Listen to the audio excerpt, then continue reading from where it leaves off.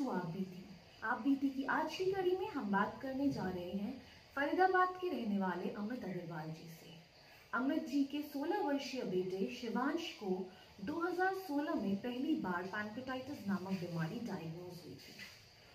4 सालों में उसे इस बीमारी के 6 मेजर अटैक्स आए जब उसे हॉस्पिटलाइज होना पड़ा। डॉक्टर्स ने इसे रिकरेंट एक्यूट पैनक्रेटाइटिस का नाम दिया। अक्टूबर 2020 में परेशान होकर अमित जी और उनकी फैमिली ने आयुर्वेदिक ट्रीटमेंट का रुख करने का फैसला किया। आयुर्वेदिक ट्रीटमेंट शुरू करने से लेकर अब तक की इनकी जर्नी आइए जानते हैं उन्हीं से। नमस्कार Amit ji, hello Shivansh, welcome to Aap Beeti. Please go ahead and share your story with the audience. Thank you Sneha ji for inviting us on your show. मेरे साथ हैं मेरे बेटे शिवांश। हेलो। शिवांश को पैनक्रेटाइटिस की प्रॉब्लम थी। लगभग 4 साल पहले ये प्रॉब्लम स्टार्ट हुई थी और हम लोगों को पता ही नहीं था कि ये क्या प्रॉब्लम है, क्या है ये, क्योंकि इसने बताना शुरू किया कि इसके पेट में दर्द होता है। तो हमने डॉक्टर्स पे गए तो डॉक्टर ने बोला शायद गैस्ट्रिक प्रॉब्लम है। उसने गैस्ट्रिक के हिसाब से दवाइयाँ देनी शुरू कर दी, बट वो पेन बहुत ज़्यादा था और वो सही नहीं होने में आ रहा था। तो फिर उसके बाद उसने काफ़ी सारे टेस्ट कराए डॉक्टर ने। तो टेस्ट कराने के बाद इसका माइलेज लाइपेज ज़्यादा था।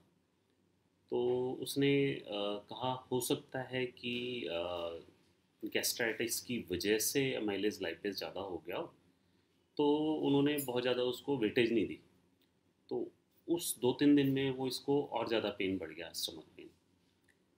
तो फिर हमने PSRI हॉस्पिटल है दिल्ली में, वहाँ पे एक डॉक्टर थे, उनसे कंसल्ट किया। तो उन्होंने सारे टेस्ट किए, MRI की, और उसके बाद उन्होंने बोला कि इसको तो पैनक्रेटाइटिस है।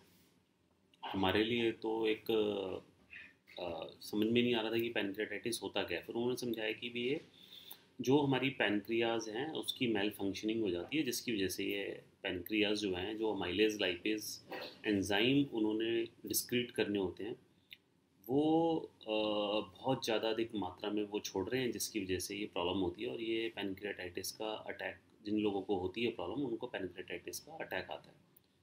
तो हम थोड़ा घबरा गए। हमने कहा फिर इसका परमानेंट ट्रीटमेंट क्या है? तो डॉक्टर ने कहा देखो, इसका परमानेंट ट्रीटमेंट कोई नहीं होता। इसका तो जब भी अटैक आएगा तो आपको ये खाली मेंटेनेंस कर सकते हैं हम इसकी। जब भी अटैक आएगा तो इसका फूडिंग, मतलब जो भी ओरली ये ले रहा है वो सब कुछ बंद हो जाएगा। ना तो खाना खा सकता है, ना कुछ पी सकता है। वो खाली ड्रिप चढ़ती रहेंगी ग्लूकोज की, जिससे कि वो स्टमक में डायरेक्ट कुछ ना जाए, तो वो अपने आप सेटल हो जाए। तो हमारे को तो कुछ समझ में नहीं आ रहा था, लेकिन फिर भी जो 3-4 दिन 5 दिन ये हॉस्पिटल रहा, उसके बाद नॉर्मल हुआ। घर आया तो उन्होंने डाइट बता दी कि इसको लो फैट डाइट्स देनी है। पहले ही ये बहुत कमज़ोर था, फिर उसके बाद उन्होंने बोला कि इसको लो फैट डाइट लेनी है, कोई फैट नहीं लेना, कुछ नहीं लेना। बहुत सारी फूड रेस्ट्रिक्शंस डाल दी कि भी ये चीज़ें आप नहीं खा सकते। तो ऐसे चलता रहा कुछ टाइम। फिर लगभग 1 साल के बाद इसको दूसरा अटैक आया।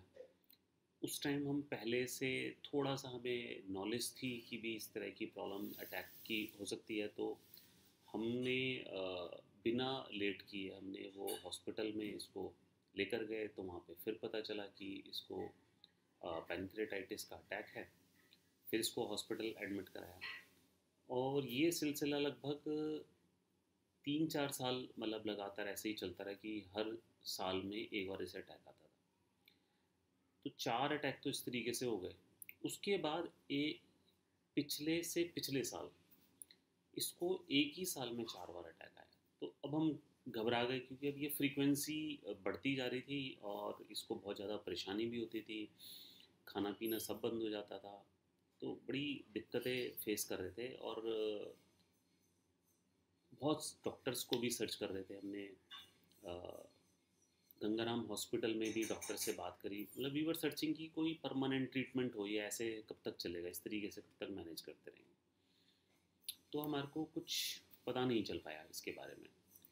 फिर संभव मेरे बड़े बेटे का कुछ आयुर्वेदिक ट्रीटमेंट चल रहा था। उसको थोड़ा डाइजेशन इशू था, और कुछ उसको कफ कोल्ड वगैरह था, तो उसके लिए हम उसका आयुर्वेदिक ट्रीटमेंट ले रहे थे। तो वहाँ पे मेरी वाइफ ने जो आयुर्वेदिक डॉक्टर थे उनसे डिस्कस किया कि भाई आप क्या पैनक्रेटाइटिस का भी ट्रीटमेंट करते हैं क्या। तो मैं बहुत ज़्यादा इंटरेस्टेड नहीं था कि जब एलोपैथिक में ट्रीटमेंट नहीं है तो आयुर्वेदिक वगैरह या और अल्टरनेटिव मेडिसिन में कहाँ ट्रीटमेंट होगा। बट उन्होंने पूछा तो वो आयुर्वेदिक डॉक्टर थे, तो वो कहते हैं पैनक्रियाटाइटिस के तो एक ही ट्रीटमेंट है आयुर्वेदिक में, वो डॉक्टर बालिंदु प्रकाश हैं। तो आप उनसे कंसल्ट करें, वो वैद हैं और आयुर्वेदिक ट्रीटमेंट करते हैं। तो हमने उनसे उसका नंबर पूछा कि आप जो डॉक्टर बालिंदु प्रकाश बता रहे हैं और तो उनका नंबर दीजिए। तो उनके पास वो अनफॉर्चुनेटली नंबर था नहीं। उन्होंने कहा नहीं मेरे पास नंबर तो नहीं है, पर मैंने सुना है कि वो पैनक्रेटाइटिस का टोटल कंप्लीट ट्रीटमेंट कर देते हैं और उसके बाद पैनक्रेटाइटिस की प्रॉब्लम नहीं होती। तो मैंने फिर नेट पे सर्चिंग करी, नेट सर्च किया तो सर्च तो हम पहले से ही कर रहे थे पैनक्रेटाइटिस ट्रीटमेंट का, लेकिन कहीं पे भी ये बहुत ज़्यादा प्रमोटेड नहीं थी आयुर्वेदिक ट्रीटमेंट, तो इसलिए हमें पता नहीं चल पा रहा था। लेकिन जब मैंने डॉक्टर बालिंदु प्रकाश के नाम से सर्चिंग शुरू करी तो मेरे को वहाँ से नंबर मिल गया। वहाँ पे जब नंबर मिला तो उनसे बात करी, तो उनसे ट्रीटमेंट के बारे में पता किया, तो उन्होंने बताया कि आपको 21 दिन यहाँ स्टे करना होता है और पूरे 1 साल की ट्रीटमेंट है। उन्होंने उसके चार्जेस वगैरह भी बताए। अब हमारा क्वेश्चन ये था कि अभी हम एलोपैथिक का ट्रीटमेंट कर रहे हैं और अब आयुर्वेदिक पे जा रहे हैं, तो ऐसा ना हो कि हम आयुर्वेदिक के ट्रीटमेंट स्टार्ट कर दें और एलोपैथिक बंद भी कर दें और फिर ये प्रॉब्लम बढ़ ना जाए। तो हमने कहा उनसे कि भी आप कोई टेस्टिमोनियल्स बताएं जहाँ पर हम इसकी वेरिफिकेशन कर सकें कि भी ये वाकई में इस चीज़ से आयुर्वेदिक ट्रीटमेंट से ठीक हुआ हो कोई आपका पेशेंट। तो उन्होंने काफ़ी सारे हमारे को पेशेंट्स के नंबर दे दिए। तो हम लोगों ने वहाँ से वेरिफिकेशन की, जो जो लोग वहाँ से ठीक हुए थे तो सबने बड़ा पॉजिटिव फीडबैक दिया। बल्कि ज़्यादातर लोगों ने बोला था कि आपके पास तो कोई ऑप्शन ही नहीं है, मतलब अगर आपको पैनक्रेटाइटिस है तो एलोपैथिक होम्योपैथिक में कोई ट्रीटमेंट नहीं है, you have only one treatment, और वो डॉक्टर बालिंदु प्रकाश हैं, वैद बालिंदु प्रकाश। आप उनसे ही मिलिए तो उनसे ही आपका ट्रीटमेंट हो सकता है। तो दैट्स हाउ हमने फिर डिसाइड किया कि नहीं, हमने डिसाइड किया कि हमने बिना टाइम वेस्ट किए फिर हमने ट्रीटमेंट ले लिया। फिर हमने वहाँ पे पेमेंट वगैरह की डिस्कशन की और उन्होंने हमारे को अपॉइंटमेंट दी, क्योंकि वहाँ बुकिंग्स चलती हैं। तो उन्होंने हमारी बुकिंग्स एक्सेप्ट की। तो हमने 2 अक्टूबर 2000 में हमने वो ट्रीटमेंट स्टार्ट करी। 21 डेज़ मैं और शिवांश हम दोनों वहाँ पे रहे। अच्छा अरेंजमेंट था रुकने का, और ट्रीटमेंट वाज यूनिक क्योंकि ज़्यादातर ट्रीटमेंट पे दिनचर्या पे जोर दिया हुआ था कि भी आपकी जो दिनचर्या है वो ठीक होनी चाहिए। सबसे इम्पॉर्टेंट चीज़ कि आपको सुबह 6 बजे उठना है, वॉक करनी है, सन बाथ लेनी है हल्की सी, हर चीज़ टाइम टाइम पे। तो वो एक रूटीन, और दूसरा मेडिसिन। फिर सबसे हैरानी वाली बात ये थी कि एलोपैथिक के हिसाब से तो इसका टोटली फैट बंद था, और जिस दिन हम पहुँचे तो सबसे पहली मेडिसिन ही इसे मलाई के अंदर दी गई। इसको मलाई खाना भी काफ़ी पसंद है। तो उन्होंने कहा कि भी आप फ़ैट ले सकते हो, बहुत ज़्यादा नहीं, but you can take fat. ऐसा नहीं है कि आप फ़ैट नहीं ले सकते। तो थोड़ा थोड़ा करके वहाँ पे खाना खाता रहा, रूटीन में ट्रीटमेंट चलता रहा। तो वैद्य जी ने बोला कि भी आप घबराओ मत, ये बिल्कुल ठीक हो जाएगा। तो जो लेटेस्ट एमआरआई रिपोर्ट्स थी वो भी हमने उनको दिखाई। तो इसको जो था वो एक्यूट पैनक्रेटाइटिस था। तो उन्होंने रिपोर्ट्स देखी सारी, और उसके बाद कुछ टेस्ट वहाँ पर भी किए गए। तो वो सारे टेस्ट करने के बाद उसके रिज़ल्ट्स हम लोगों ने संभाल के रखे, और इसका 21 दिन वहाँ ट्रीटमेंट चला वहीं रह के। उसके बाद हम वापस आ गए। फिर उसके बाद इसकी मेडिसिन, और बेसिकली 21 दिन का पर्पस जो मेरे को वहाँ समझ में आया कि वो हैबिट फॉर्मिंग एक्सरसाइज थी, कि जिससे वहाँ रह के आदत पड़ जाएगी दिनचर्या कैसी रखनी है और कैसा भोजन लेना है इसको। तो वो आदत इसको पड़ गई।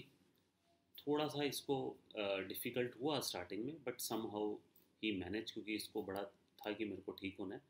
तो इसने बिल्कुल परहेज वगैरह सारी चीज़ें जो उन्होंने बताई थी। परहेज वैद्य जी कहते हैं परहेज शब्द मत यूज़ किया करो, दिनचर्या शब्द यूज़ किया करो, क्योंकि मैं कोई चीज़ मना कर रहा हूँ लेकिन बहुत सारी चीज़ें खाने के लिए बताता भी हूँ कि ये खानी है। तो वो सारी चीज़ें इसने खानी वहाँ पे शुरू करी, फिर वही दिनचर्या यहाँ पर आकर इसने फॉलो करना शुरू किया।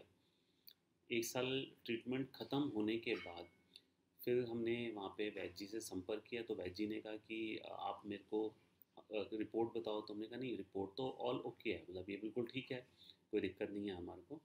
तो उन्होंने कहा कि आप अब इसके जो टेस्ट कराए थे, उन्होंने लिस्ट भेजी कि ये सारे टेस्ट आप दोहरा कराओ, तो हम कंपेयर करेंगे पहले टेस्ट और अब के टेस्ट में। तो हमने जब एमआरआई कराया तो वो एमआरआई की रिपोर्ट के अनुसार पैनक्रेटाइटिस रिवर्स हो चुकी थी। तो वो रिपोर्ट मैंने वैद्य जी से शेयर करी, तो वैद्य जी ने मुझे बुलाया, फिर वहाँ पर हम गए, उन्होंने सारी चीज़ें चेक करी और उसके बाद उन्होंने बताया कि ये अब पैनक्रेटाइटिस से ठीक हो चुका है, बस दिनचर्या का फॉलो पहले की तरह रखना है। कुछ चीज़ों में उन्होंने रिलैक्सेशन बता दी कि जो चीज़ें वहाँ पे दी गई मेडिसिन के साथ बैठती नहीं थी, वो चीज़ें जो बंद थी, उन्होंने बताया कि ये चीज़ें अब आप ले सकते हैं धीरे धीरे, लेकिन एक साथ शुरू नहीं करनी, आप धीरे धीरे वो स्टार्ट कर सकते हैं। तो I am very grateful to Vaidya ji की जिनकी जिनकी दवाइयों और मार्गदर्शन की वजह से शिवांश ठीक हो पाया।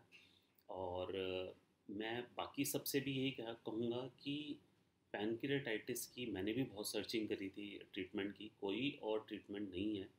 तो अगर आपको भगवान ना करे किसी को भी पैनक्रेटाइटिस हो, तो आंख बंद करके इस ट्रीटमेंट को फॉलो करें। अगर आपको लगता हो कि आप पता नहीं हो पाएगा या नहीं हो पाएगा, तो we are the live testimonials, Shivansh is all right, and उम्मीद करते हैं बाकी सब लोग भी स्वस्थ रहें। Thank you so much. Thank you Amit ji, thank you Shivansh, बहुत बहुत धन्यवाद आप दोनों का शो पर आने के लिए और हमारे दर्शकों के साथ अपने एक्सपीरियंसेस शेयर करने के लिए। अगर आप भी ऐसी कोई सक्सेस स्टोरी हमारे इस प्लेटफॉर्म के द्वारा शेयर करना चाहते हैं तो नीचे दिए गए हमारे हेल्पलाइन नंबर पर कॉन्टैक्ट कर सकते हैं। फिर मिलेंगे आप बीती की अगली कड़ी में 5 नवंबर को। तब तक के लिए नमस्कार।